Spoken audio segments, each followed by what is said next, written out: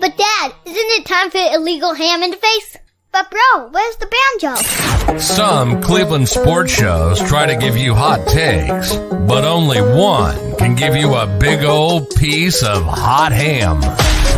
Welcome to Illegal Ham to the Face. Talking all Cleveland sports. And don't forget our Fat Boy Tuesday, where we also ham it up with some fun food topics. Without further ado, let's serve up some ham. Here are the Ham Boys, Fatty and Big Bri.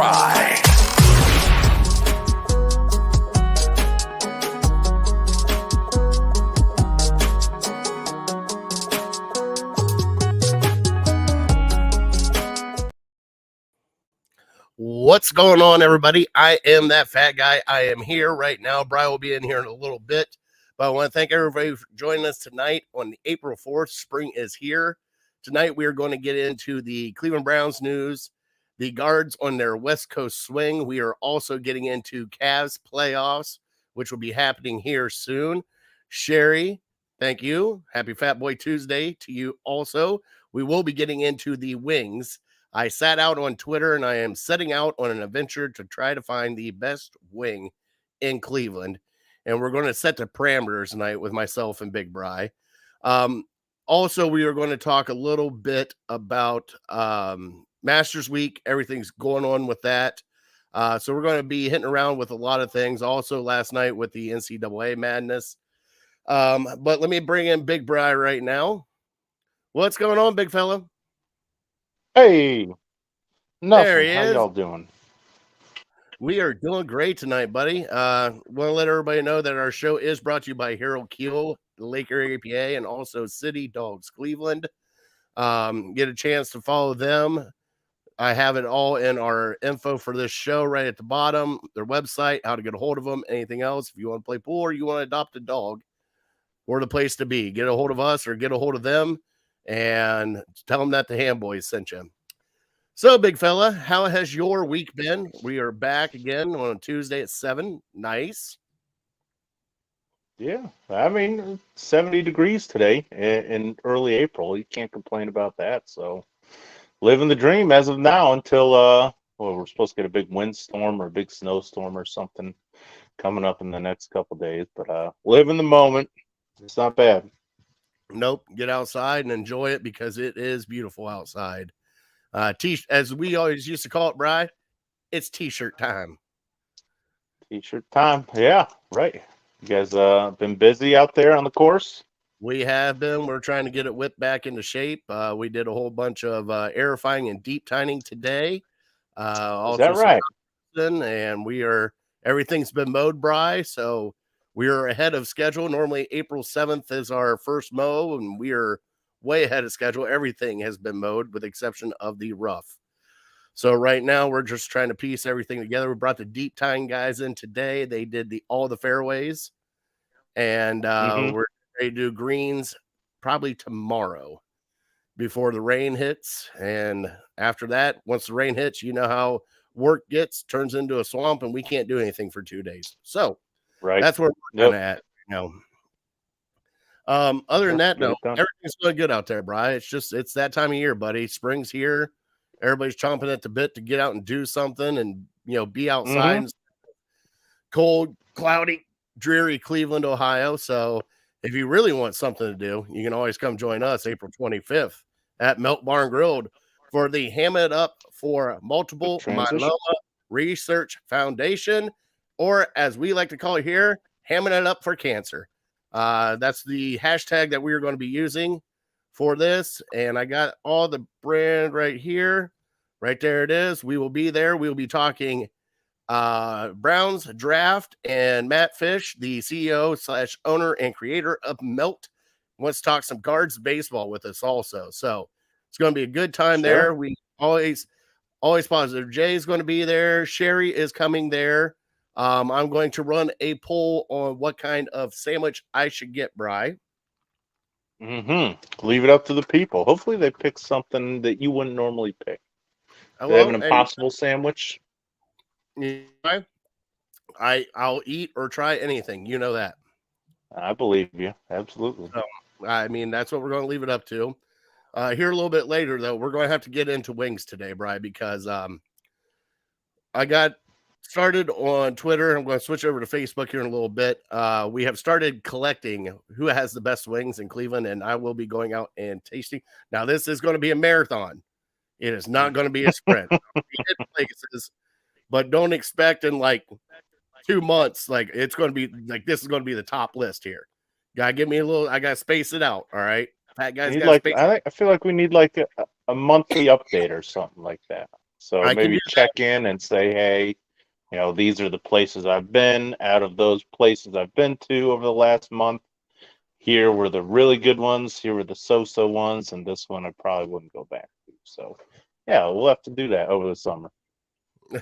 I'm excited because I got 1, 2, 3, 4, 5. I think 13 places written down already, and I'm already, Bright, unreal. And then, have you been to any of them yet? I mean, like in the past 10, 15, 20 years. Oh, yes. They had okay. So you're familiar. One of them is Mulligan's out in Avon. I've been there. Fat Little Buddies here in North Olmsted. I've been there. Sure.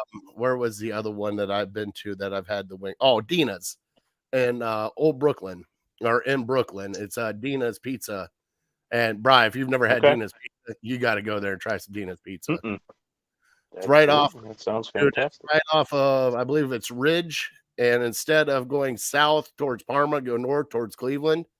About 2 more stoplights, and then hang a right, and it's right down that street. And it used to be an old Phil service station, and they turned it into a pizza place. And it's amazing, absolutely amazing. But I got a list going, so we're going to get into that here a little bit later. But as we always start our show, Bri, we always start it with some shout outs. And Bri, do you have any shout outs today? Yeah, I guess I'll just clean up what I kind of teased last week, and that was, over the last 2, 3, 4 weeks, I've been out and about to some of my favorite places and just kind of shout them out again. St. Patty's Day, we went up to Wild Eagle Saloon. If you've never been there, it's right off of 82 and 77. It's a gigantic place, but they always fill it. You go on a Saturday. We went on a Friday. It wasn't terribly busy. It was St. Patty's Day, so some people kind of swing themselves out by 6 o'clock at night. So, but if you go on a Saturday or something, you might end up having to wait like an hour, maybe almost 2 hours. And it's a huge place, but you got to go check it out. If you're looking for something to do this weekend or next weekend, whenever, a lot of fun.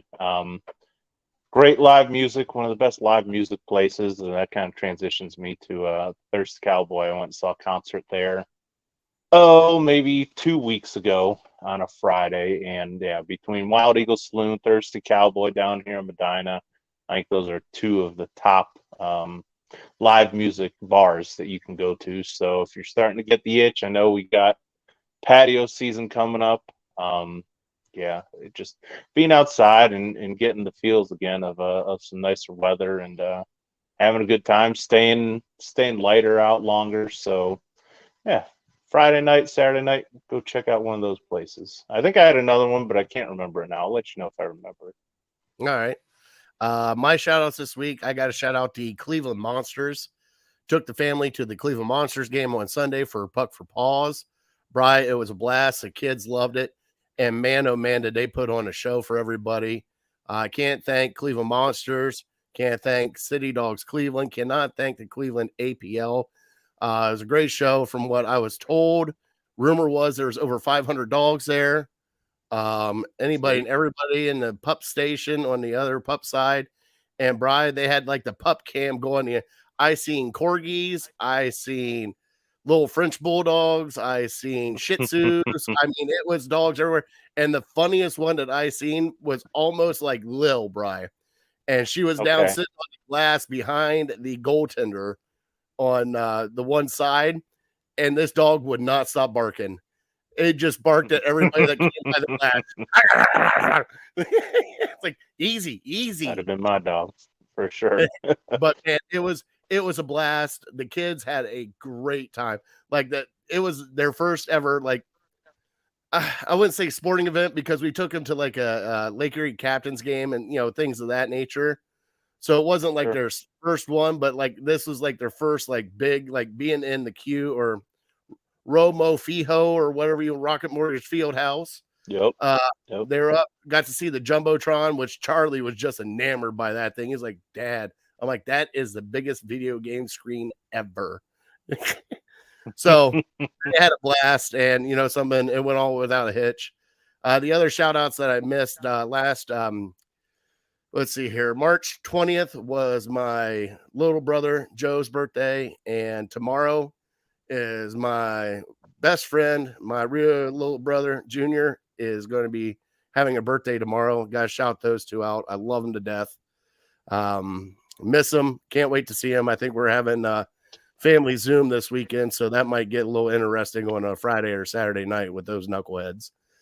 And other than that, Bri, that's about it. I do have to shout out all the people that have liked and subscribed and retweeted a lot of stuff that we've done on Twitter, especially on Facebook also.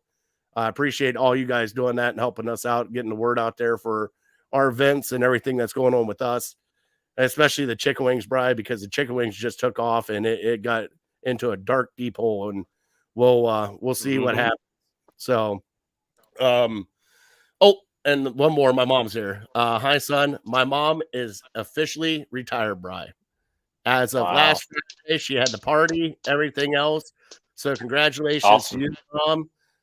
17 years where she was at, and I don't know how many years before that, but congratulations on your retirement, even though you took the wrong kid to Lima for a QP, but I completely understand. Not heartbroken 100%, but I'll kick the shit out of my brother-in-law soon enough for getting QP for no reason.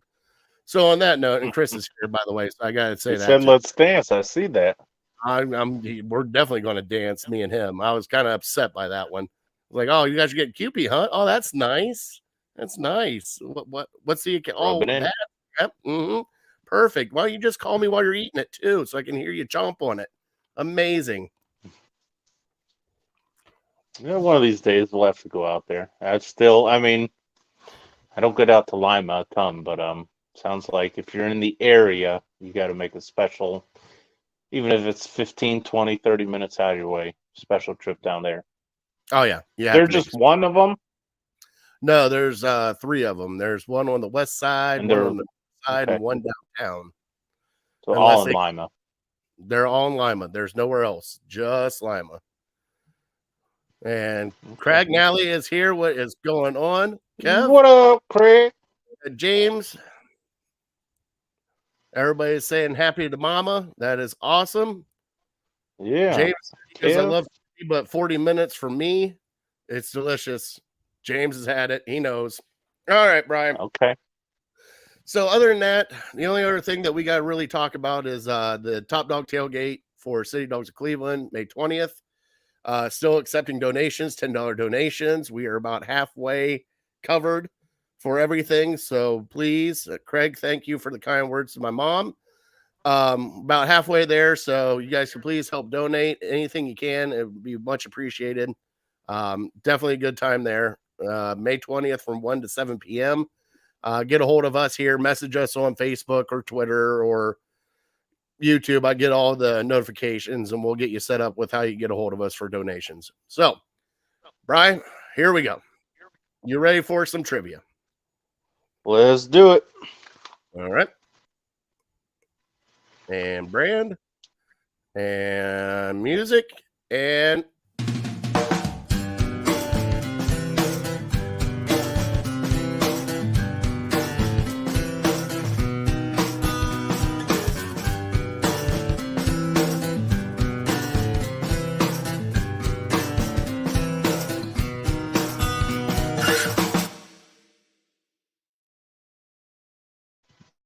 our trivia is brought to you by City Dogs of Cleveland. All their information is down here at the bottom. And Brian, you ready to see our dog of the week for our trivia? Absolutely. All right. This dog's name can't go wrong with Mr. Pibb. All right. You ready for that guy? He is a one of a kind with a mashed potato jowls freckle face. Look at that face, Bri. Can't go wrong with this guy.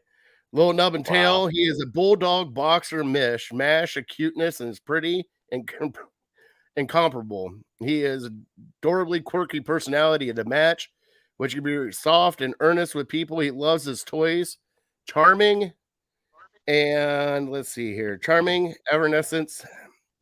This guy has never seen a squeak toy he has not liked, looking for an adopter willing to try to prove him wrong on that. Could be you. Mr. Pibb is estimated to be around 3 years old. What a cute dog that is, Bri, right there. You can get him at Dogs Cleveland. All the info is down there at the bottom. Bri, we've had another Biloxi was adopted.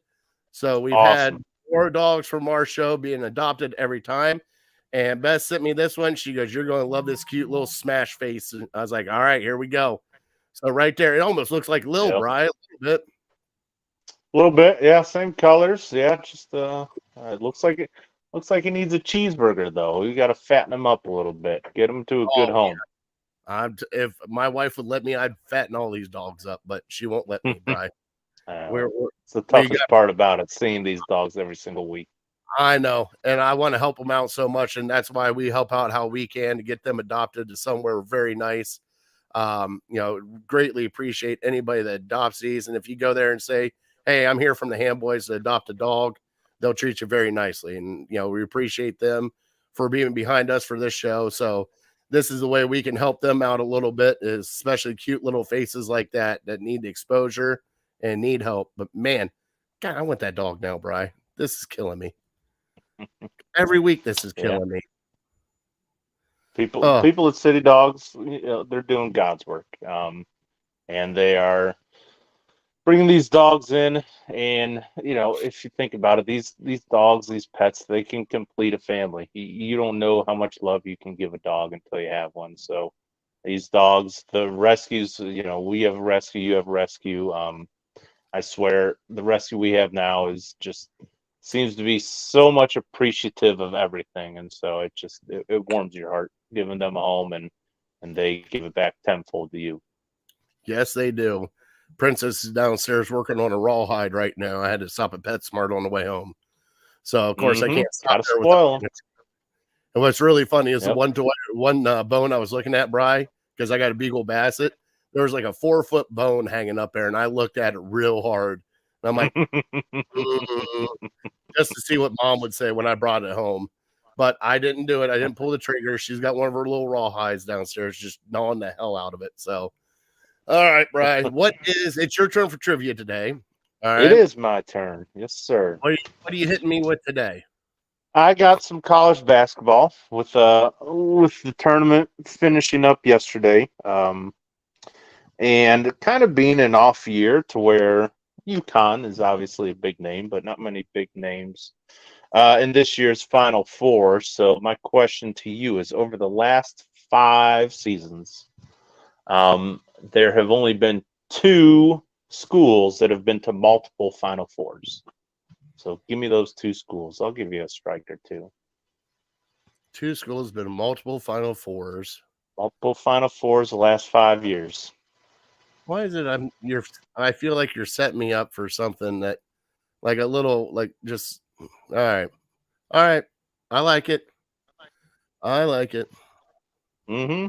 It's gettable, but there's just so many schools. That's why I'll give you a couple strikes. It's not like FAU has been to a couple, or San Diego State has been to a couple. Yeah, there's schools you've heard of. They're bigger schools and basketball communities. And it's PetSmart, ass, not PetSmart. I just say it too fast. Of course, he's got to pull that one out. I don't even know, to be honest. I don't know. I don't even know if they know. Yeah, just leave it for interpretation. Ed said it wasn't Ohio State, but the Buckeyes were undefeated in this tournament. Yeah, they definitely were. They didn't even come close to the NIT. Here we go. All right, Brian. They got Bronny James coming, right? Yeah, sure. We'll see how well that goes. Jeez, Brian. I don't think he's going. I'd be surprised, but be good for Big Ten. Well, what's he making like NIL? I saw he's making like $7 million. haven't even played a game yet in college, and NILs are projecting them to make $7 million. Like, your dad's a billionaire. Why do you need that? Just ridiculous. Good for him, though. Craig Sagan. Oh, that's for later. Craig, you can't send that stuff while I'm here. Oh, Uh-oh. He's giving answers. He might, but I'm not going to go. One of them I'm going to go with. The other one I'm not. But we got to. Where is Chris? Are you still in the comments here, buddy? Because I got to wait for you to play this, so I don't have to play it twice like I did last week. Because it is time for our Cleveland headlines, and you can't go wrong with the pimpin' music that we got here on our show.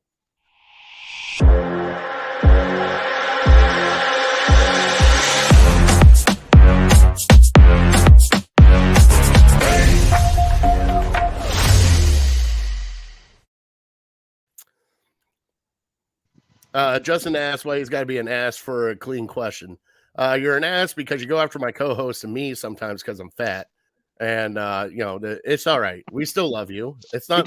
He just makes us feel bad because he talks about running, and we don't run. He's vegetarian and or vegan or whatever it is. I think it's vegetarian, and that's fine. If you want to live that healthy life, that's fine. As we're pouring another cocktail into the cocktail mixer here. It's fine. Just go ahead and live that healthy life. All right. Bri, Cleveland headlines this week. We have your Guards. Where are they at?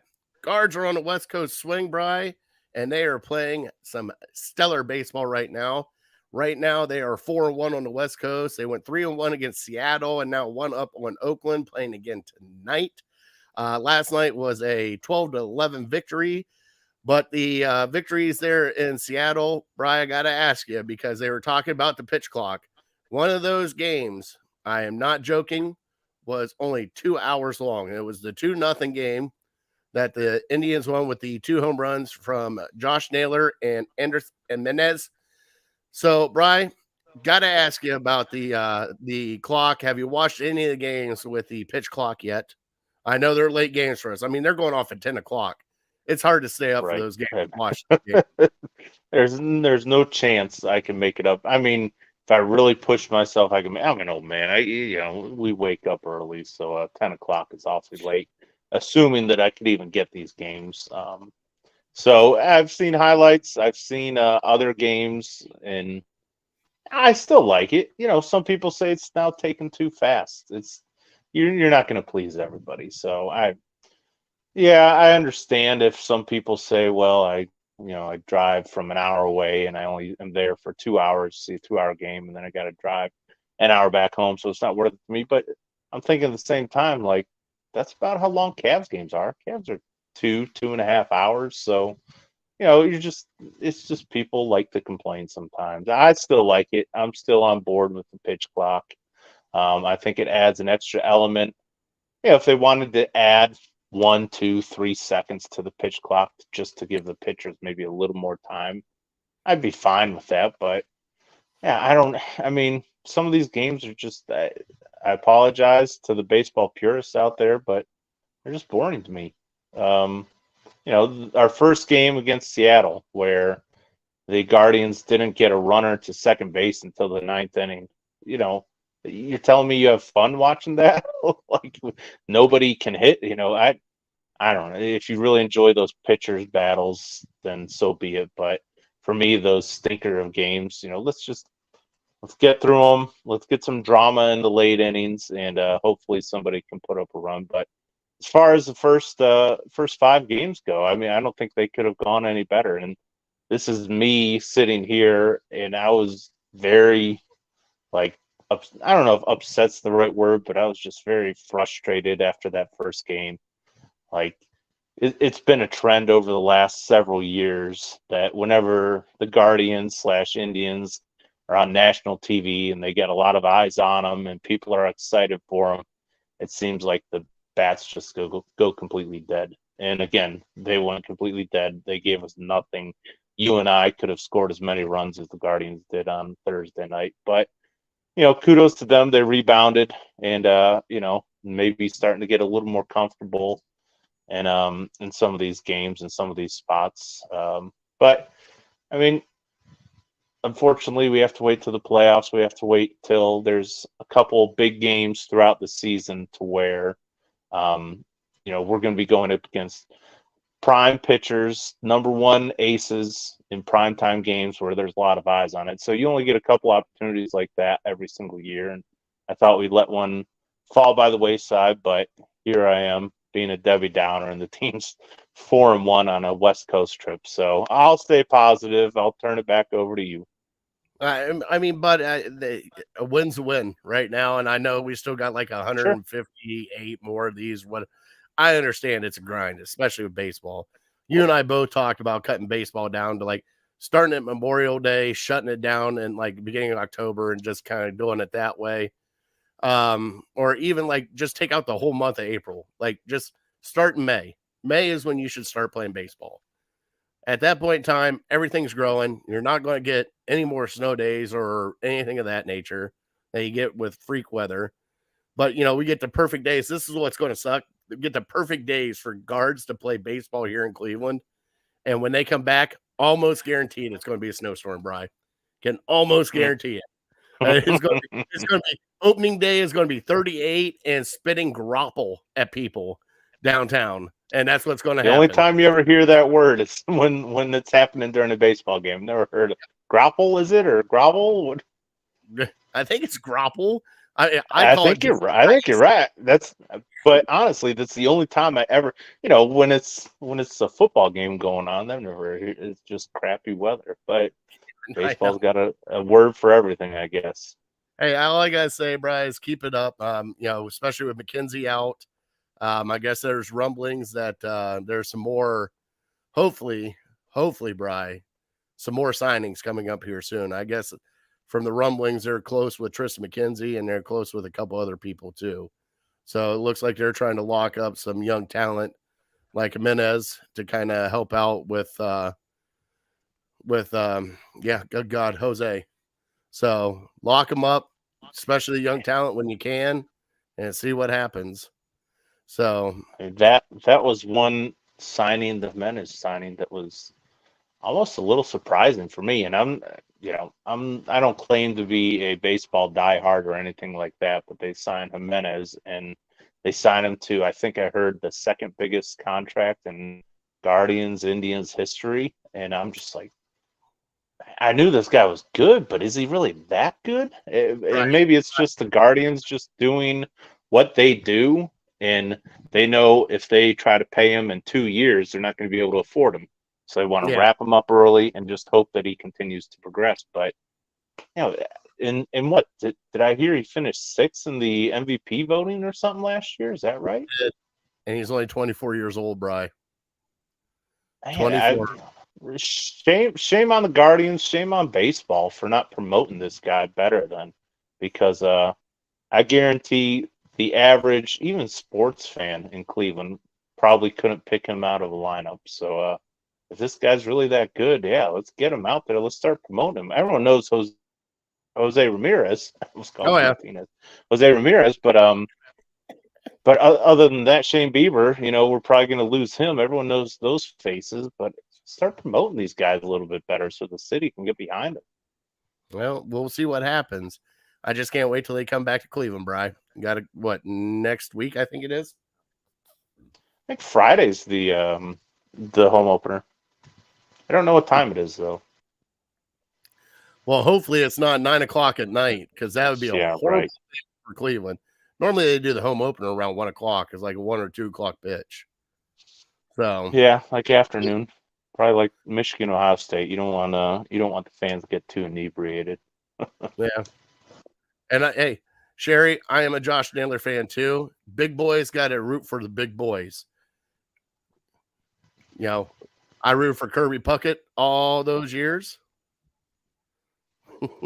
And Ed, you're starting to get into Justin territory. We're going to have to go PG with you guys. Jeez. All right, Brian. Next on the list, the Cavs. It looks like the Cavs and Knicks are about to get into it on the playoffs, Brian. I believe we are going to hopefully lock up the 4 seed here soon. And here comes Justin with Nail Her also. So, okay, we're just getting off the rails already. It's all over. But the Knicks, without one of their star players, got hurt with a sprained ankle, Bri. So it looks like we get a home advantage playoff, and hopefully they can do it. I'm excited to see how they handle it, especially with a very young team that they are. But there's also the brought up of like, would you rather play the Knicks at full strength or not? It doesn't matter as long as they win, right? Like, I don't care if they're at full strength or not. It's like, well, you're not going to be battle tested. They played 7 games against them. It doesn't matter if they're battle tested or not. They're in the playoffs playing playoff games. I don't care if they're best players on the floor. I want them to win. Yeah, it was a little disappointing. The Cavs had the opportunity to lock up the 4 seed against the Knicks with a win. Obviously, if they win, that means the Knicks lose. So we would have locked up the 4 seed. And, to me, that was kind of a big opportunity for them. And I don't know if we just weren't focused or what, but the Knicks aren't going to go down without a fight. Even if Randall's, 60, 70%, or maybe he's not playing at all. It's not going to be, an easy just move on to the next round. So hopefully that woke him up a little bit. I know we didn't have Jared Allen, but Coro's still a little banged up. But yeah, at this point, as young as we are, as inexperienced as we are, we can't be taking anything for granted. So hopefully Bickerstaff gets that out of them, and they just ride it out. Hopefully have professional efforts over the next couple games. Still, maybe a little worried that they let the Pacers hang around as long as they did before they put them away, and it looked like they were even going to lose the game through 3 quarters. But I got to keep them focused. I know, Mitchell's going to need his rest at the end of the year once we lock up the 4 seed, and whoever else is battling these tic-tac injuries. But we're going to need guys to step up because Mitchell's playing out of his mind right now. I mean, he's almost going for 40 every single night. But these other guys have got to step up, and especially if you want to go further than the second round, if you have those aspirations, because he cannot do it himself. I know we're conditioned here in Cleveland to just lean on one guy with LeBron and just let him take over games, and he got us to the NBA Finals doing that a couple times. But I don't think that's Mitchell. I don't think he's got the experience. I don't think that his body is up for the task of just putting the whole team on his shoulders at this point in his career. So, Garland, we need you. Mobley has made some over the last couple months, but you got to keep going, keep pushing forward, and we need everybody. It's a team effort. All right, Brian, what's your predict? I mean, I know we got a couple games here coming up, but they'll be starting the playoff. When do they start the playoffs? Is it next week? Because of the play-in tournament, they'll probably end up taking a week off. 6, like 5 or 6 days off. So whenever the season ends, which I don't know, might be mid next week, maybe on Sunday even. So I think we're still looking another week and a half out. All right. Well, we'll do our predict next week then for that series. Can't wait for that though, Brian. It's just nice to see Cavs back in the playoffs. And plus, I got super pumped last night because our friends at Big Play had Mark Price on last night. And you can't go wrong with Mark Price. God, I love Mark Price. I love that man. I wanted to send you. So I put down, Jay said something. I was like, Mark Price is my favorite player ever. And he actually liked it. And I about fell on the floor, Bri. I'm like, Mark Price liked my tweet. Mark Price liked it? Mark Price liked my tweet, Bri. Wow. That's awesome. It's up there with having Eric Metcalf on our show. That's just an out-of-body experience. Yeah, but you actually got to see Eric Metcalf. Yeah, but I mean, interacting with him. That's true. I mean, your childhood idols, basically, is what these pro athletes are. And it's cool that Mark Price has continued to be around for Cleveland and do those kind of interviews. That's awesome. Yeah, I can't. He was talking about doing a summer camp He's doing summer camps here in Cleveland area. So one in Cleveland, one in Columbus, Canton, and I think Youngstown. But the one in Cleveland is here at the North Olmsted Rec Center. And I just want, boys, pack up. We're going to hang out. Yeah. You're playing basketball this ball and put it through your legs. Hey, boy, no, you don't need your cleats and shin pads. Get your shit together. Come on. Yeah. Beef. I'm going to teach you what beef is. Here. This is all you need. And if you and I want you to make 80% of your free throws too. Oh, he was a machine. He was before his time. I mean, if he was playing in today's NBA where you just chuck it from anywhere and drive to the basket and just throw it up and flop around and go to the line, I mean, he could have averaged 30 points. The best former member of the Cavs. Yes, they're all former members of the Cavs. All right, Bri. Let's see here. You got some Browns questions coming up. A little bit of Masters talk. So let's get into the Browns before we get into the Masters, Bri, because I'm excited about the Masters. It's that time of year for us, and we got our top 3 Masters moments.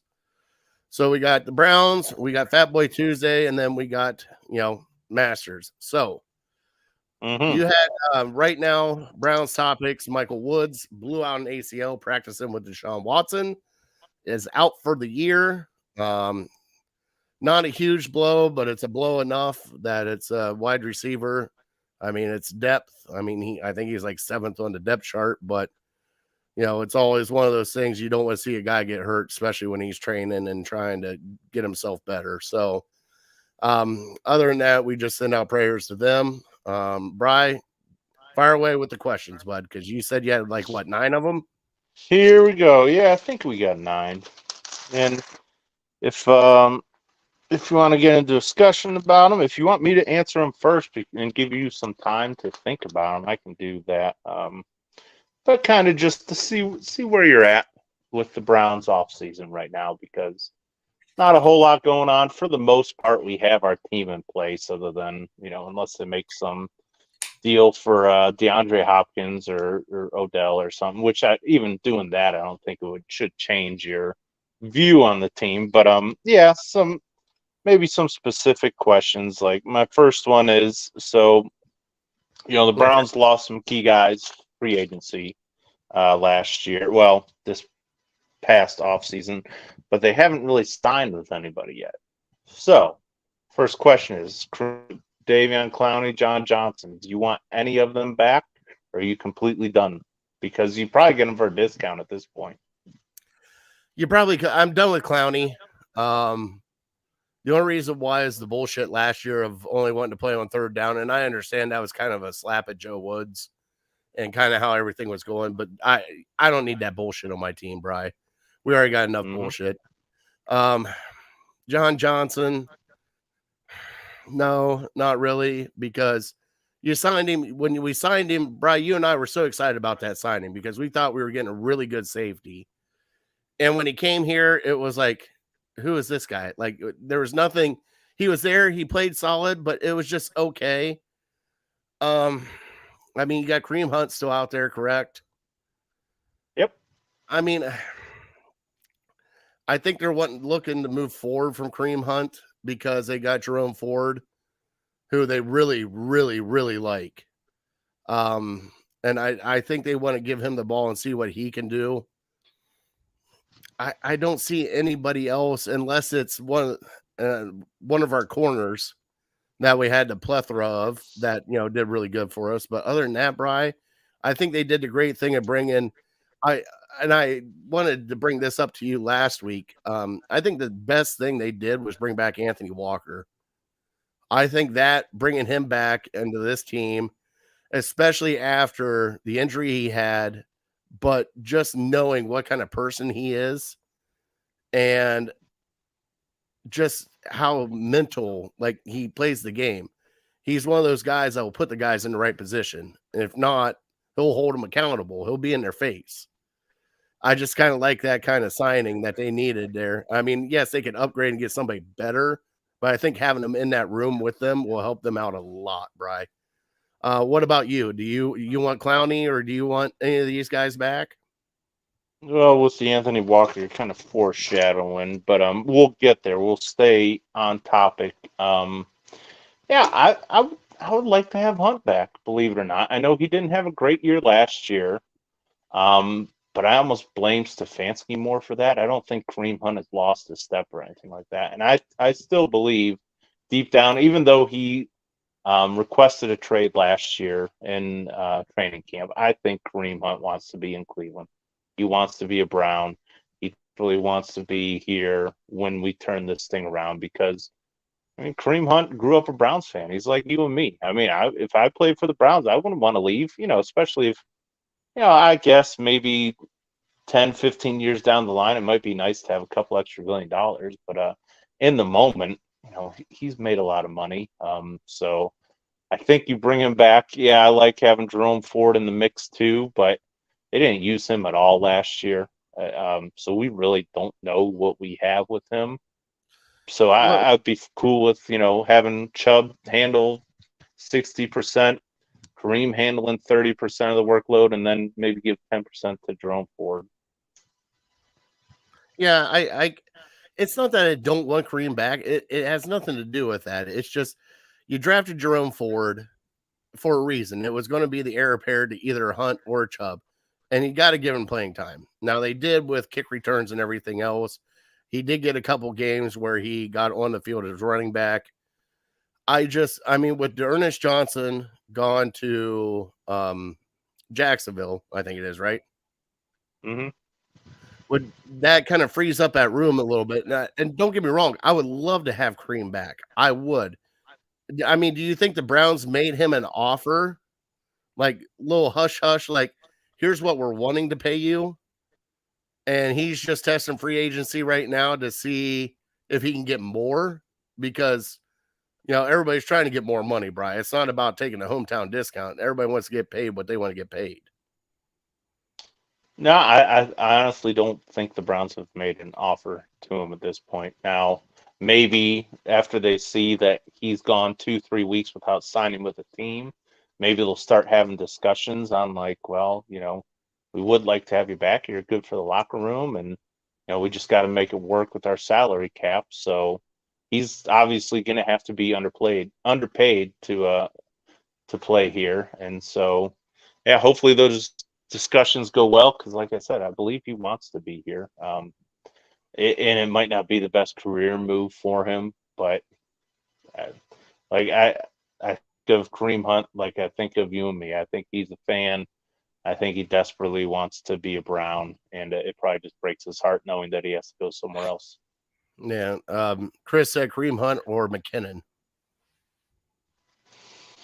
Honestly, Jerick McKinnon. I mean, it depends on what you want from Ford. Do you want Ford to be the out of the backfield pass catcher, or do you want him to be between the tackles like Chubb? Because if you're between the tackles guy, just backing up Chubb, giving him a breather, then you need a pass catcher. McKinnon's one of the best in the league. He's been that way for the last couple of years, and he kind of got just bad luck with injuries in Minnesota and San Francisco, but he's kind of found a home in Kansas City. So I think he can be a big asset. I didn't know that he was a free agent, but yeah, I'd lean towards Hunt, just pulling at my heartstrings, but I think maybe McKinnon might be a better fit.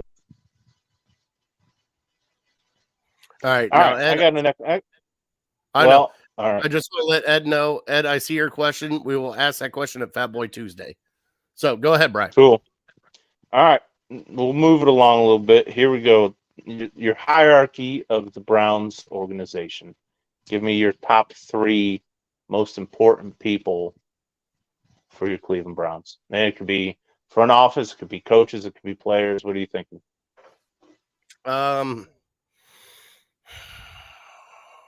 Man, Brian.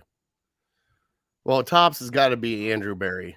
He's got to be the heartbeat of getting the people in here that we need to get in here and play. So it's got to be Andrew Berry.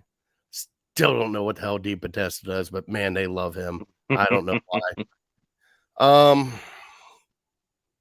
Man, after him, it's got to be Stefanski after him because he's got to turn this thing around. And like you and I said, there's no more excuses left. And probably last, and I'll even go player on this one. I gotta say, Myles Garrett's got to take a hold of this team and make it his. I know he's been out in the forefront, but if you're going to be this guy, you're going to be a leader. And I'm not saying Deshaun Watson because Myles was here before everything. I think Myles Garrett can control this team, and especially the defense, get the defense locked in. This team will go a long way. What about you? Well, we have 2 of 3 that are the exact same. I got Myles as my number 3. I got Stefanski as my number 2. My number 1 is Deshaun Watson. It's a quarterback league. It's not going to be because Andrew Berry's been a great GM. It's not going to be because Kevin Stefanski's calling tremendous plays. It's going to be the quarterback getting it done. Quarterbacks winning this league. There's a reason that top quarterbacks make it to the Super Bowl more than just good teams with average quarterbacks. Look at the San Francisco 49ers. I know they had a bump in the road, but pencil in Patrick Mahomes for AFC Championship game for the next decade, and Joe Burrow's probably right there with them. So if we want to be a consistent winner, we have to have a quarterback like that. And like I've said on this podcast in the past, I think Deshaun Watson this year has more pressure on him than maybe any Cleveland athlete that I can ever remember. Yeah. It's, man, it's hard. It's so hard because like right now, it's like the whole question about this whole organization, and it has been for years, is one, if you got the GM and the head coach right. So far, GM has been okay. Like, it's not the greatest. I mean, you missed on Schwartz, you missed on a lot of things, and we've had like glimpses of the head coach that looks like he's going to be good, but is he one of those ones where it's like Baker Mayfield and we can get better? Like, he's good enough to get, you know what I'm saying? It's like, sure. It's like the Fisher, and it's that 7-9 bullshit. Like, are we going to be stuck in that 7-9 bullshit for the rest of our life, Bri? Or are we actually going to get like a legit, is he going to be that legit head coach to take us back where we need to be? I think to me, it's clear as day if you just look at the Philadelphia Eagles. Howie Roseman's been a great GM. Obviously, he's drafted a ton of talent. He's brought in a ton of talent. They're one of the most talented teams. Sirianni, he's a new coach. We think he's pretty good, but he's only a couple years in. When did the Eagles take that next step? When Jalen Hurts started playing like an MVP candidate. So, everything else, you can do everything else right, but if you have Carson Wentz as your quarterback, you're not going anywhere. But when you have somebody playing at MVP level, you go to the Super Bowl and you have a chance to win the championship. So, all right, moving on. Next one. So we have 2 third-round picks right now, and we've addressed a lot of needs. What 2 positions do you want to see them address with those third-round picks? That's actually a great question, Brad, because I think they can go anywhere with it. One of them, I would like to see another safety, just to take a swing, try to get a higher safety. And then probably, Bri, probably a tight end. I mean, you got Njoku signed up. You brought in a guy. You don't know what Harrison Bryant's going to be. I would say either tight end or another, depth on offensive line. Take a swing at a guard because Batonio's getting up there in age. Maybe bring in a rookie guard to kind of learn the roles and everything else. I would save the defensive tackle and everything for a little bit later because you brought in a whole bunch of guys. You took like 6 swings at defensive tackle and free agency. So, you got defensive tackles there. So I'm not, but yeah, I honestly, I would say either a tight end or an offensive line right out of the gate just to give some depth to where they need it. Yeah, kind of on the same page there. I would go defensive line, and still unclear. I guess whatever position is better in the draft, I would take defensive end or defense tackle. Probably defensive end would be my preference.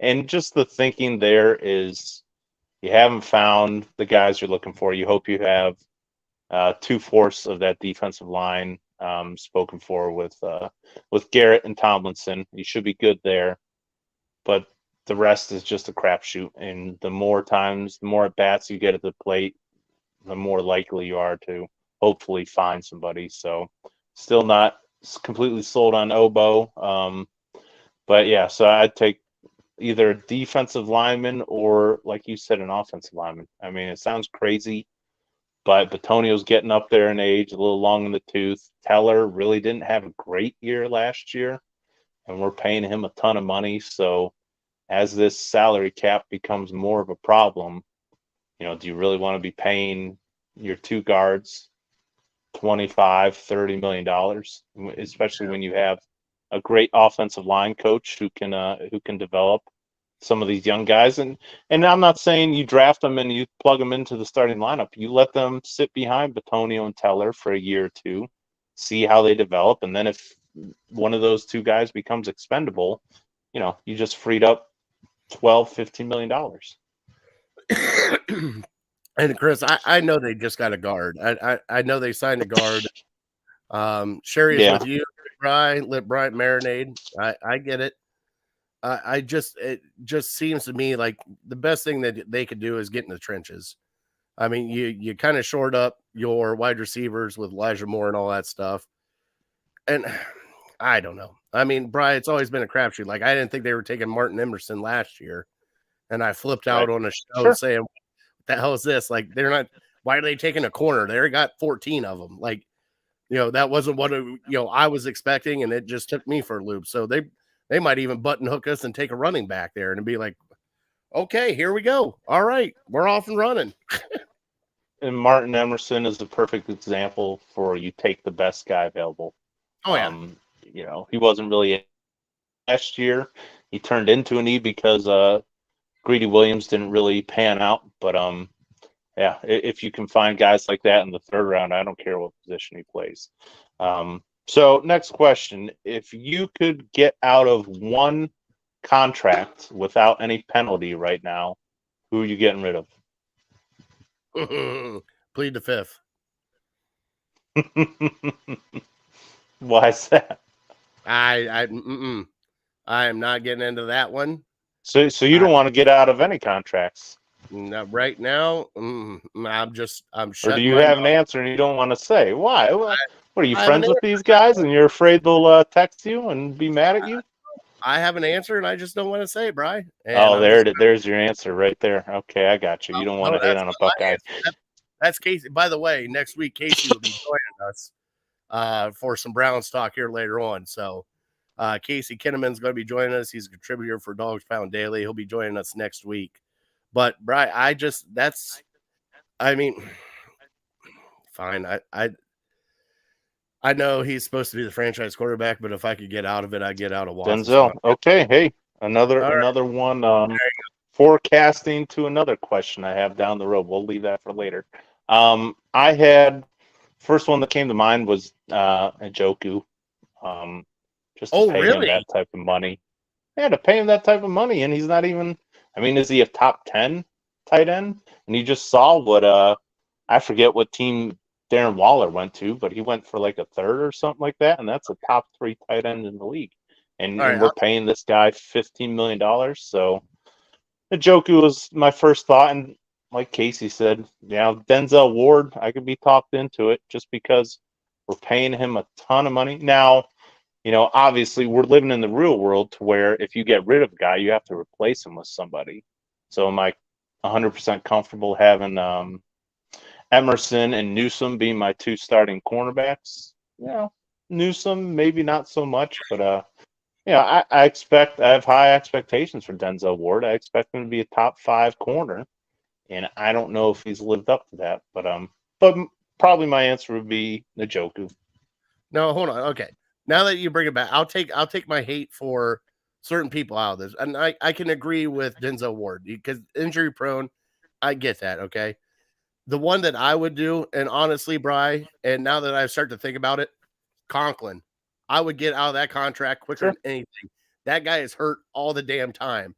And when they re-signed him, I'm like, why? Why are you re-signing him? Like, what is going on here? Like, I understand you need a right tackle, but when was the last time he played a full season for you? He hasn't. Like, but okay. Here's my answer. Okay. Yep, I wrote down Conklin too, and I put in parentheses injury, because he would be the clear cut answer if if he's only giving you 5 or 6 games for the next 3 years, and we're paying him that much money. Okay, next question: how many more years would you like to see Nick Chubb as our starting running back? Now, to let you, I think he's 27 now, 27 years old. His contract goes through next year. So it ends at 24. Yeah. So, but you don't have to. I mean, if you want to cut him, then if you want to only see him for 1 or 2 more years, you can. But I mean, if you want to see him longer, honestly, Bri, the way that he has been here and the way that he has been for Cleveland, let him go all the way through and retire at Cleveland Brown. I put him in the books. Now, granted, I don't know if he's going to be a Hall of Famer. We don't know any of that nature. But he's one of those guys that's in that category with Joe Thomas with Browns fans. And it's because of his attitude, his work ethic, and just the way he addresses the game and addresses people here in Cleveland, because he's amazing with the people here in Cleveland. So he's one of those guys. Like, I could even say that for Kareem Hunt, especially after what he went through and came back. But like Nick Chubb, I could give you the golden ticket, but you could stay here as long as you want to. I have 0 issue with that answer. I think that's a fantastic idea. I put down 31, just because you hear how running backs fall off after or once they reach 30, and I know Nick Chubb is a freak of nature, and I don't doubt that he can break through that stereotype. But yeah, so I give him a year after 30, so 31. 4 or 5 more years, something like that. Yeah, Justin gave him 5 to 32. I mean, do you think that he has like the Adrian Peterson stamina in him, or the Frank Gore stamina in him, where he could play for 13 seasons? Like, I'm being serious. Yeah, I honestly believe he does, and I think his toughest years are behind him, because hopefully having a franchise quarterback now can loosen up these boxes to where he's used to going against 8, 9-man boxes. I mean, go look at the tape last year when Jacoby Brissett was going. I mean, Chubb couldn't get any traction at all. So hopefully having a passing game will loosen that up. He won't be taking as many huge hits, and he just needs a little bit to get through the line, and then he's gone. So yeah, I think he can. I mean, but his body is the only thing that can dictate that. So we can be hopeful up till then. All right, next question. I don't know if you're familiar, probably familiar with the MFK, Mary, Kheel. So I got 4 guys. We're going Andrew Berry draft picks. Andrew Berry draft picks. Okay. Jedrick Wills, JOK, Delpit, and Newsome. And so 4 guys. You got to cut one, sign one to a 1-year contract, sign one to a 3-year contract, and sign one to a 5-year contract.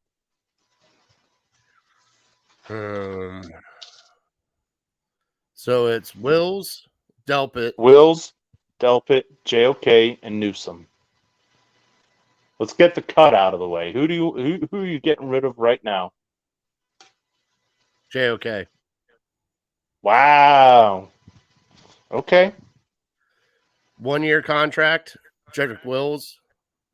3-year contract, Newsome, and then keep Delpit. 5-year contract for Delpit. Keep him around. Okay. We're a little different. I would. I just think, like, I've watched him play at LSU, Bri. I've watched everything else, and I'm waiting for it, because he was just sheer magic when he played. Like, and it's just I'm waiting Sure. for it to come back, Bri. I'm waiting for it to come back. Absolutely. No, I understand. I don't blame you for Delpit. We're similar thoughts on Delpit. Okay. The guy I would cut is Newsom. And again, it's looking at a realistic situation. I think Emerson's a better cornerback. I think Newsom is your third best cornerback, and so it's nice to have him, but he's not a starter in my opinion on this team. So I get rid of Newsom. I'd sign a 1-year contract for Wills.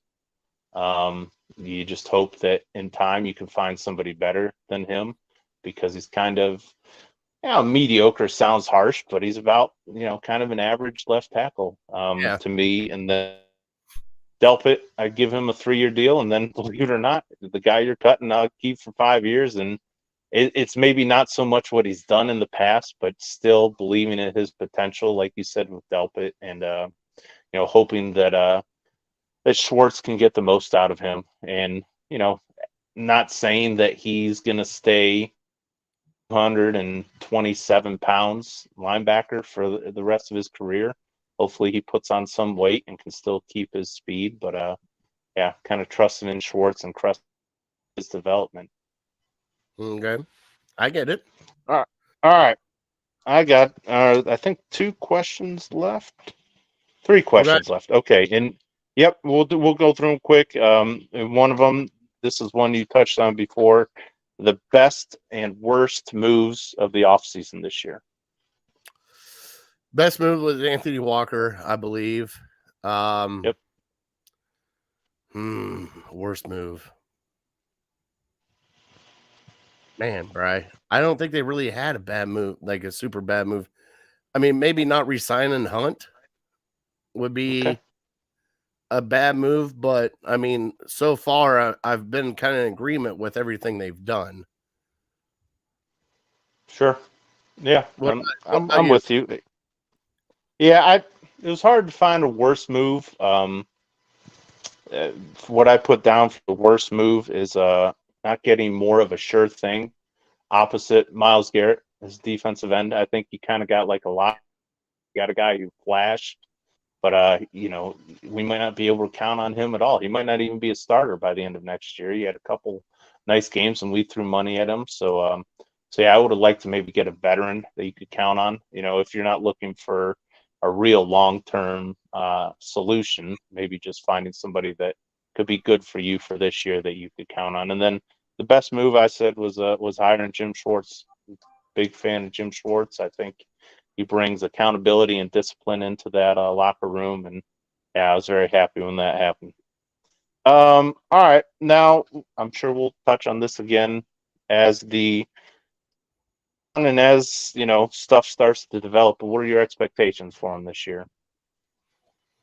Vegas has got him at 8.5, Bri, and you know something, I believe everything is set up for a great year, and for once it is on 2 sets of shoulders.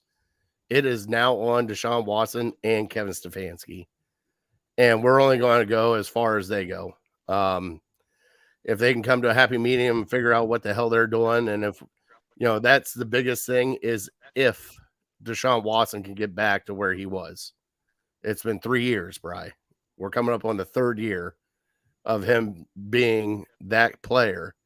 I mean, I know it can be done, but is he there? Is his mind right? Is his body right? Can we get him back to that shape that we spent the money on to get him there? Those are the only questions I have coming in. I mean, you have the running game, you address the wide receivers, you address a lot of stuff on defense. You got a defensive coordinator in here. That is the only question marks I have about this team is Coach Stefanski and Deshaun Watson.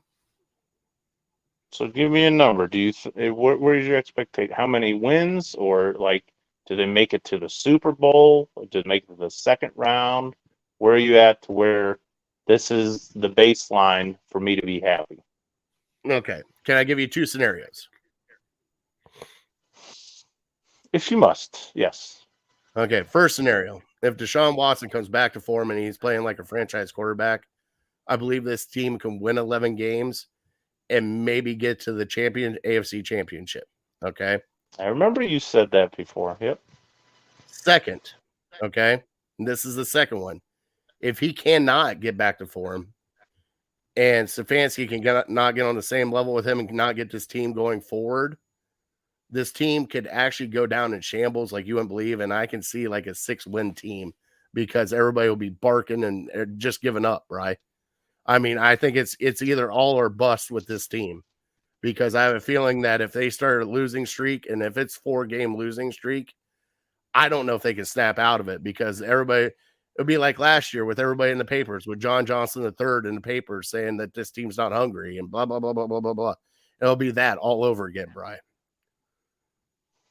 Okay. Well, I don't know if I'm keeping it positive here, but I'll keep it simple. And my expectation is they make the playoffs. However they do it, that's the baseline for the season this year. And I know it sounds simple.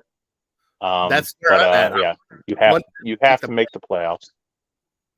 Like so there's no, and I understand the AFC is stacked. I get it, but you have to make the playoffs. Like we went through so much crap. You got to get to the playoffs. Like, you went through. Go ahead. After watching this season, who knows what the future is going to hold. But even if you do make the playoffs and you like kind of backdoor in and you only get 9 wins, I'll probably be a little bit disappointed. But in order for me not to completely lose my mind, you got to make the playoffs. And knock on wood, everyone's got to stay. Not everyone, but your key guys have to stay healthy. And so if it goes the other way, I don't even want to think about that. But yeah. I got one question left. And it could be the fire burner. 1 year later, would you still make the trade for Deshaun Watson? Knowing what we know right now, would you go back in time and undo that? Are you good where we're at? I honestly would undo it. But that's me because we haven't seen him play good yet, Bri. And that's where we're at. I think this year. How about this? After this year, you ask me that question again because we finally get to see a full season of Deshaun Watson. That's the thing that's holding this thing up. The whole thing up is a full season with Deshaun Watson. That's what's holding this whole thing back. I mean, if we had Deshaun Watson for, 11 games or whatever it was last year, that might have been a different story and I could give you a better answer. But only having him 6 games and seeing how bad some of those games were, the 6 games. I just like it's one of those ones like I gotta see him for a whole year until I can decide. Yeah, I think that's a very fair answer. He did not look good those 6 games, but at the same time, my rebuttal is and why I say I would do it again. The main reason why I would do it again is not because I think he's going to be Pat Mahomes. I think he's going to be Joe Burrow. It's what's the alternative. So if we didn't make this deal, where is the Browns franchise right now? And I think we are in just a miserable place if we didn't make that deal. I don't even want to think about it. I mean, will we have just went through another season with Baker Mayfield? Will we have drafted Kenny Pickett? Where would this? I mean, would Desmond Ridder be our quarterback? I mean, just think about like what really we could be talking about right now if we didn't make that trade for Deshaun Watson. God, just think about that. If we would have got baby hands Pickett, oh God. Desmond Ridder. We'd be talking about hopefully Desmond Ridder. Look, hey, they signed Carson Wentz. We can't wait to have Carson. Maybe Stefanski can get the best out of Carson Wentz. I mean, just think about, where we would be because we're probably not getting Aaron Rodgers, probably not getting Russell Wilson. Well, we didn't get Russell Wilson. You'd be firmly in purgatory and wasting Myles Garrett and Nick Chubb's prime. At least Watson right now gives us some hope. I know. And Brian, I got a question for you next week. Now that you got me to this point, I got a little fireball back at you next week. I can't wait for that. Okay, good. Yeah, but I get what you're saying. It just think about where we could be without Watson.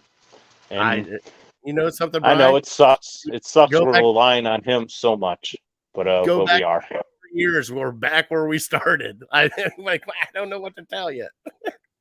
We're probably talking about tanking for Bryce Young or something, hoping that Anthony Richardson drops to us, who hasn't proven a damn thing. Just prospects. There's no Andrew Luck, there's no Trevor Lawrence, there's no Peyton Manning coming through these drafts. So you just be back at the wishing well, hoping that you get lucky again. Yeah, well, God, yes, Bri. It gets awfully dark if you really think about where we could be. It gets, unless Baker Mayfield made a miraculous comeback, but he's been on 4 teams in the last 12 months, so I'm guessing he wouldn't have. Jimmy G, honestly, Jimmy G probably might have been your best option. Thank you. Hey, we would add him for 7 games and he'd be injured for the rest of the year. There we go. All right, Brian, let's transition over into the Masters. All right. So we got the Masters coming up. One of your and I's favorite time of year because, Brian, we golf, everything else. It's one of the biggest tournaments. Green jacket, everything else. The question that I saved for Fat Boy Tuesday was from Ed. And if you won the green jacket, Brian, what would be your dinner for the Champions Dinner for it? So, Brian, what Champions Dinner would you have if you won the green jacket at the Masters? That's a fantastic question. I would probably, you know me, I'm simple. I'm not going to get super fancy, but I love my sandwiches. I love my burgers, and I'm even a fan. I don't get it very often, but once in a while, and it even gives like a Masters flair to it. I would say like a pimento cheese cheeseburger, and fill in the sides if you want to do waffle fries, like a spiced waffle fry or something like that. Be down with cream for dessert, but I think the main course has got to be a cheeseburger, and I like the sound of a pimento cheeseburger. By the way, Brian, I got some pimento cheese here for you. I haven't had it in years, but every time this time of year, I'm like, man, I gotta find me some of that. For me, Bri, I would probably have to go steak and baked potato, unless I really hate somebody that's going to be at the dinner, and then I'm just going to get some of the weirdest shit, Bri. Just like oxtail with like Jose, kind of like ham hocks and beans, like just that kind of stuff. But no, for me, it would probably be a ribeye with a baked potato and a like legit Caesar salad, like one of the ones they make in front of you. Those kind of Caesar salad. Oh yeah, sure. And then on the other side, some whiskey. Got to have some whiskey there. Let's see here. Great question. Can Tiger win it? Tiger cannot win it. I don't think Tiger can win anything anymore. I think Tiger's just out there having fun with everybody. And by the way, Brian, have you seen Full Swing yet on Netflix? No. Well, tell me about it. I don't know anything about it. So they followed some of the young stars on the PGA Tour right now, and the guys that are winning now. One of the guys just won the U.S. Open. The guy that won the U.S. Open, they followed him. But they're following these guys. Are they like names that we know? No, these are, you had, let's see here. Rory was in there for one. They had Ian Poulter was in there for one. What's the guy that won all the U.S. Opens that, oh God, I can't think of his name now. It's not Dustin Johnson. That's all he did was just, Bryce Koepka. Yeah. Koepka was in a couple of them. But it's all these young guys coming into the PGA Tour and like their journey and dude, it's amazing. It's absolutely amazing. I love watching it because you find out like how funny these guys are behind the scenes, but also how hard they work. And they talk about Rory was talking about he won a tournament, and the first text they got, and the match wasn't even over yet. He got a text from Tiger saying, "Congratulations, you won." Like, how awesome would that be? Get on your phone and be like, "Oh, congrats. Oh, thanks, Tiger." Like, that's awesome. So is it like just following them on the course, or do they show like their off the course lives too? Off the course, home, games they play. Like they Partying? showed partying. The first one they showed was Spieth and I'm trying to think of his name now. It was Jordan Spieth and one of the other guys, big guys on the tour. But he just made they're flipping cards high or low for $1,000. Yeah, playboy lifestyle. I mean, they're living the dream. They play golf for. I know they work hard, and they probably go to the range more than we could ever imagine. But yeah, you're playing the nicest courses in the world, and you're making at least hundreds of thousands of dollars. Yeah, so Casey said I moved to upstate New York or upstate South Carolina. Pimento cheese is on everything now. Oh, I'm all about it. I love it. I don't get it enough. I get it maybe once a year, if that. So I got to make a change in my diet. Sherry said chicken feet for the people who don't like it. Justin said hot dog tacos or hookers and blow. That's the side dish. That might be dessert. But Brian, this golf course is just, we watch it. I mean, we've done pools, we've done betting, we've done anything and everything with this. What are your expectations for the Masters this year? Do you have like a winner that you're rooting behind, or are you just kind of just going to enjoy the view and listen to Jim Nantz do the welcome to the Masters? It's a good impression. Maybe you could take over some college basketball games for him, some Final Four action. Since he's done? Yeah, he's done. The name that I keep hearing from people in the know is Tony Finau. And he always seems to play the course tough. I mean, obviously you got the big three, I guess, is Rory, Rahm, Scheffler. I think obviously one of them is going to be up there, and Rory always seems to have like a bad first or second day, and then he just kind of quietly moves up the leaderboard on rounds 3 and 4. So I don't know if I really have a favorite, but I'll get into some daily fantasy. It just makes it more fun. It gives you a reason to watch it. Obviously, I'm not going crazy, so settle down out there. Maybe $10, $20 at most, and just it gives you a little extra to root for. So yeah, Finau's the guy I'm on. Probably have him in a lineup or two. Scheffler, I think Scheffler, he's so consistent, and I think if anybody's going to kind of fly under the radar as a defending champ and maybe go back to back, it could be him. Yeah. But yeah, guys like that. Hey, you just look at it seems like the same guys, regardless of how they're playing currently, same guys are always up there playing well on this course. And so it's like you got to go with the veterans who have played multiple times and have scored well on this course. And those are the guys that are kind of going to be in the mix again. We got to figure out what old guy is playing. What 50-year-old Tom Watson is going to make a run at this? Bernard Langer. I don't know if he's still playing, but he always makes a run at it. God, there's always one guy that's in his 50s that makes a run at it. Like 50, 51. Like, was the one year almost Tiger. It was, Tiger. Tiger's 47 now, I think. Well, Tiger can do it. Screw it. Let's Tiger. Wow. We'll see what happens. Wow. We'll get into. All right. So, Brian, man, this is killing me because I really wanted to do Fat Boy Tuesday, but it's already been an hour and 20 minutes, big fella. We kind of did it with the Masters question. We did, but the reason. Okay. So, quick Fat Boy Tuesday. It's going to be a quick Fat Boy Tuesday. Now it's time for Fat Boy Tuesday. And it's just about wings, Brian. And I need a parameter. I'll give you the runway. It's all you. No. So here's the parameter, Brian. I need to figure out how to do this wing tasting in Cleveland. All right.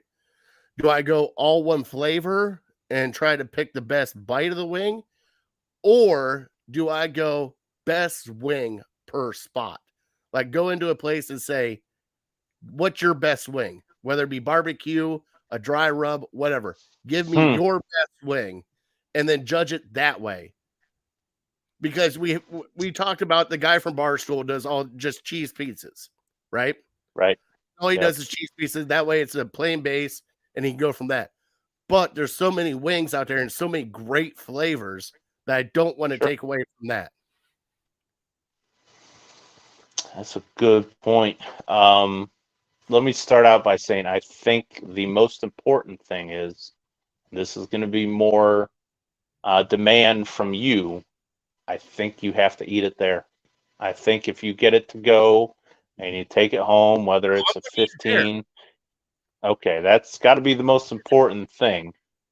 Brother, I'm taking a video diary of all of it. Like, I'm going to go in and be like, all right, what's your best wing? Comes out, these are the best wings. I'm going to eat them, come back, really good, blah, blah, blah, blah, blah. But I need to know if I need to narrow it down to like, is it just going to be a barbecue wing that I'm eating just to get the best wing? Or am I going actually for the best wing with flavor? I think maybe you could do both. I mean, why not? I think you pick a traditional one that every place will have, whatever your flavor is. If it's buffalo, get a buffalo wing. If you prefer barbecue, get a barbecue wing. So maybe you keep that side consistent, but then like you said, you ask the bartender, you ask the owner, hey, what is your best? I want your best flavor right in front of me, because I think that could be pretty cool to find new stuff that nobody even knows about, and get them out to certain bars. That's what I kind of want to do, because I want to judge it by what the place is known for. And if you got chicken wings, you got really good chicken wings, Bri. What are you known for? Because everybody has their take on like their best sauce. Like we have Mr. B's with their Tommy wings. We have like 6, and this is, and also people. I am not talking Winking Lizard. I'm not talking BW3s. I'm talking the mom and pop joints that you walk into, sports bars of that nature. I'm not talking chains. I'm talking like wings. And just going in and sitting down, look at the bartender or the owner or manager or whatever, and say, hey, what's the best flavor? What's the best wing you serve? And let them decide what sauce and what they want to serve to me. And then I can judge it from there. Sure. Yep. I think that's the way to do it. So we got to go sauce, bite, and what else? What like consistency? Like, are all of the wings? Yeah, I mean, if you're talking about criteria, I think, you go sauce, you go maybe size of the wing, because that's important. You go just the tenderness of the chicken and maybe the crispiness on the outside. Because I'm pretty much leaving it up to the owner to decide what sauce they want to put on it. So I can be like, if everybody goes, well, what's the best barbecue wing? Right here it is. This place right here, hands down, one of the best barbecue wings I've had. Well, what's the best buffalo wing in Cleveland? Right here. Go here. They got great buffalo sauce, great wings. What about garlic parm, which is huge here in Cleveland? Garlic parm over here, right there, that place. I kind of want to just put them in their own category and see, and crispiness, definitely crispiness and texture. Because sometimes you get some, Sure. So I think that's the way I should do it, Brian. Let them decide, and then I'll just keep notes as I'm going, whether it be barbecue or whatever, and then just kind of got to score them. You got to score them on the spot, because you don't want to say, oh yeah, those were pretty good, and then you kind of go to the next place and you're like, oh yeah, those were kind of similar. I mean, detailed note. That's going to be the key. Detailed notes. Having a score, and that way, because it's going to be hard to kind of think back to, the state of mind that you were having when you were eating them. Yeah, just right there, because I got Samsung notes. I'm not an iPhone guy. I send you a text every day about our lineup for tonight, which thank you so much for helping with the Browns questions. I appreciate that, bud. And those are some killer questions. We might save a couple more. If you have a couple more for Casey next week, that'd be even better. I could come up with some. Absolutely. All right. But that'd be our Fat Boy Tuesday. So, Bri, thank you, everybody, and the Sherry and Ed. Can't lose. Do it both ways. Each place have the best wing. So, all right. And Sharpies on Mayfield Heights, my friend. Sharpies on Mayfield Heights. All right. In Mayfield Heights. It's probably not. All right. Probably not There's far from work. There's another one. All right. Mark it down. I got like 14 now, Bri. So I'm going to be out and moving around, trying wings at every place. So I'll keep a little video. Keep checking out on Legal Ham on Twitter, Facebook, or Instagram, all that stuff, Bri. I'll be sending pictures and wings galore. And can't wait, Bri. Can't wait. And you know something? You got to come with me a couple of these spots. I will. I mean, on days when I'm kind of up around wherever you're going. Wednesdays, I guess I'm in West Cuyahoga County. Mondays, I'm kind of near downtown, so yeah, I'll be around.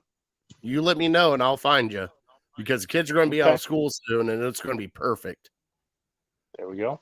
Right after work, just boom, and then come home. Sure. All right, now let's get into our top three, Brian. Thank you for helping me out with that real quick.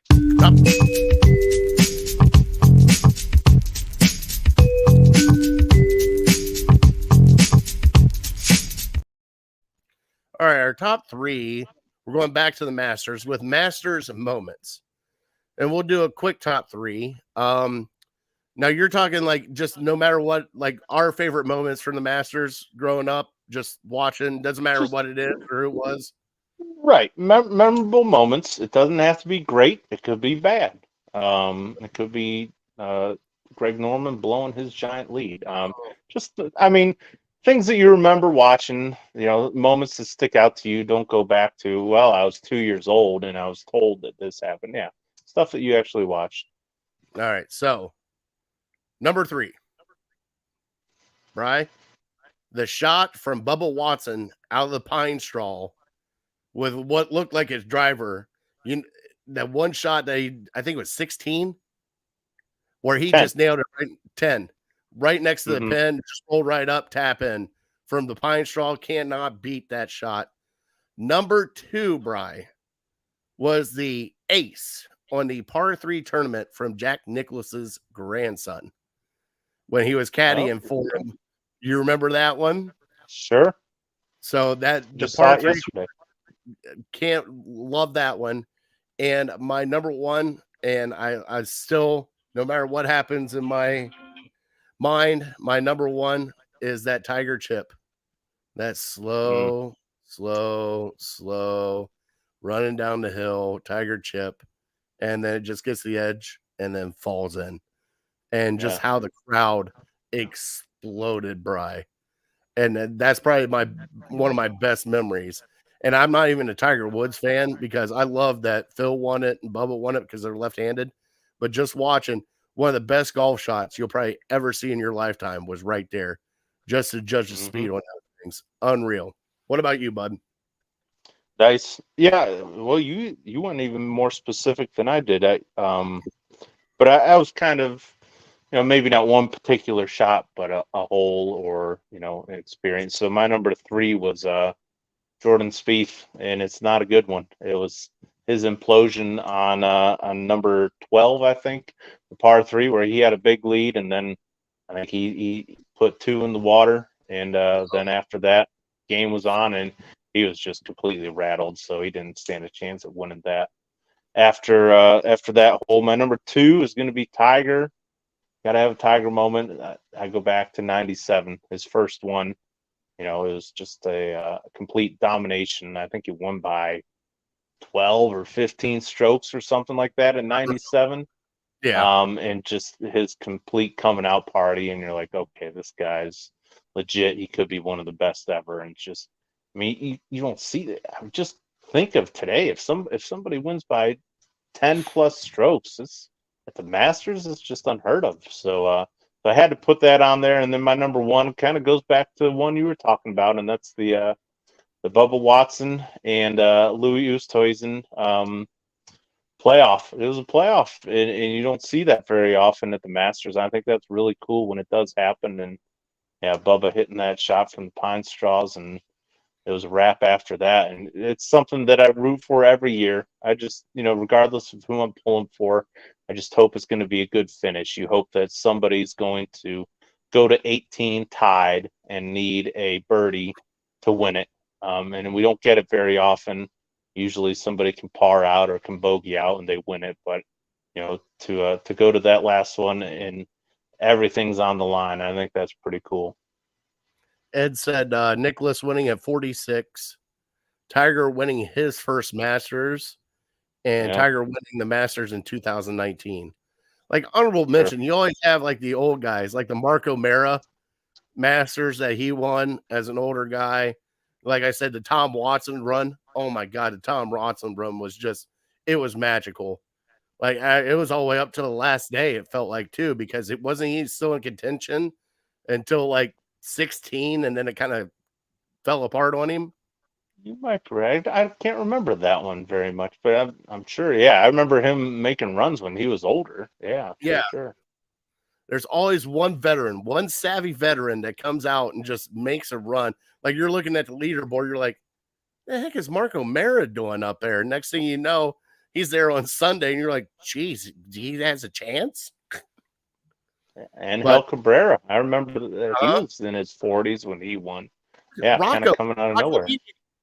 Rocco Mediate. That was, I think that was U.S. Open, where Tiger beat him on like a broken leg. Yeah. Unreal. Sure. Unreal. All right, Bri, we're here. We're done. It's been an hour and a half, bud. Trivia. Oh, trivia. That's right. By the way, so you remembered. How about this? What is the best Family Guy? Adopt this dog. Adopt this dog. Mr. Pibb. Adopt this dog. Adopt this dog. Adopt this dog.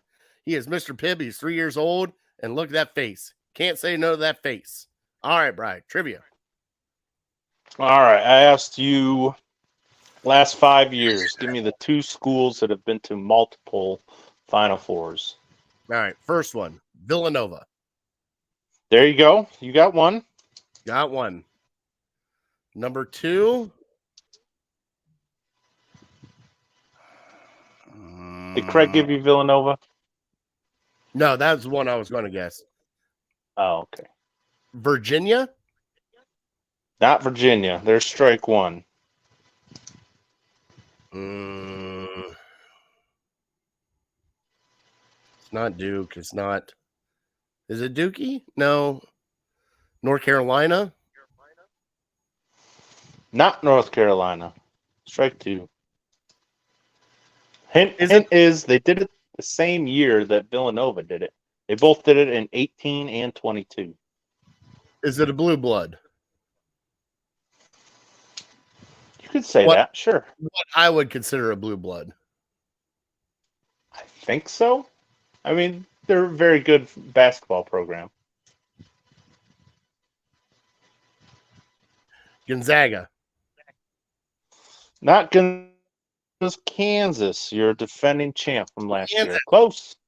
All right. I was thinking, because like Gonzaga is always there, but they get to like Sweet 16 and they just suck. And they never win. Yeah, they never win. They never win. All right, guys, everybody, Sherry, Ed, everybody that's watching, thank you guys so much. Please like and subscribe our YouTube channel.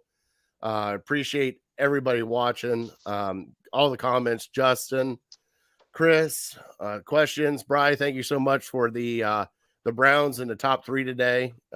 Great job, bud. Love you.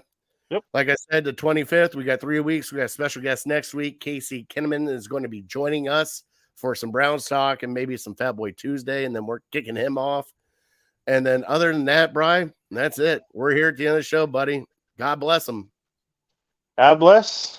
God bless America. All right. We want to thank our troops and first responders for everything they do. We want to thank Harold Kheel and City Dogs of Cleveland for sponsoring us. We love them all. And just like that, we are definitely uncorked, unloaded, and we're out. Thank you guys so much for watching.